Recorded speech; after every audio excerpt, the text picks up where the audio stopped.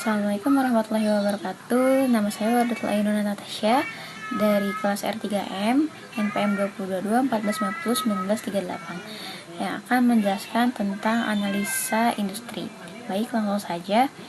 Jadi, analisa industri ini ialah penelitian bisnis yang berfokus pada potensi industri, yang dimana analisa industri ini ialah proses evaluasi mendalam tentang kondisi, tren, dan faktor-faktor yang mempengaruhi industri tertentu. Adapun tujuan dari analisa industri ini ialah untuk memahami secara menyeluruh bagaimana industri ini beroperasi, mengidentifikasi peluang dan tantangan yang ada, serta mengembangkan strategi yang tepat untuk beroperasi di dalamnya. Lalu selanjutnya, apa sih analisis industri ini? Jadi, analisis industri ini mempunyai 5 tahap hidup industri. Yang pertama, ada tahap permulaan atau embrionik, yaitu desain produk alternatif dan positioning, menetapkan jangkauan dan batas-batas dari industri itu sendiri. Yang kedua, ada pertumbuhan, penurunan inovasi produk, inovasi proses dimulai, dan desain dominan menjadi bagian penting. Yang ketiga, ada tahap shake out, yaitu perusahaan menetap di desain dominan, skala ekonomi tercapai, memaksa pemain yang lebih kecil untuk didiskusi atau keluar sama sekali.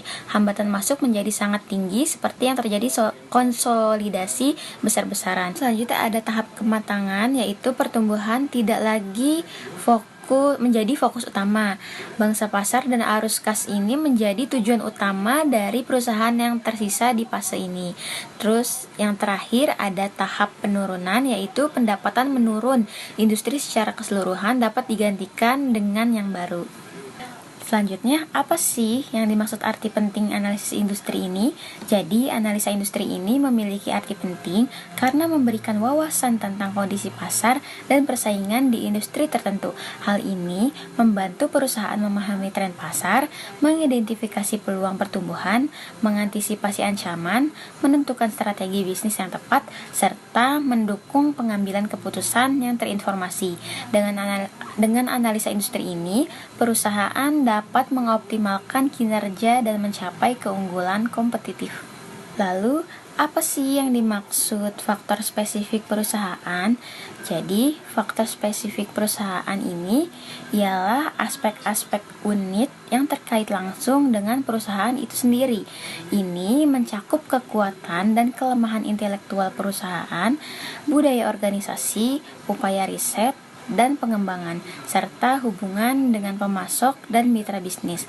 Memahami faktor-faktor ini membantu perusahaan mengenali keunggulan kompetitif, mengukur kinerja, mengembangkan budaya yang kuat, serta meningkatkan inovasi dan membangun hubungan yang saling menguntungkan. Faktor-faktor ini berkontribusi pada kesuksesan jangka panjang perusahaan.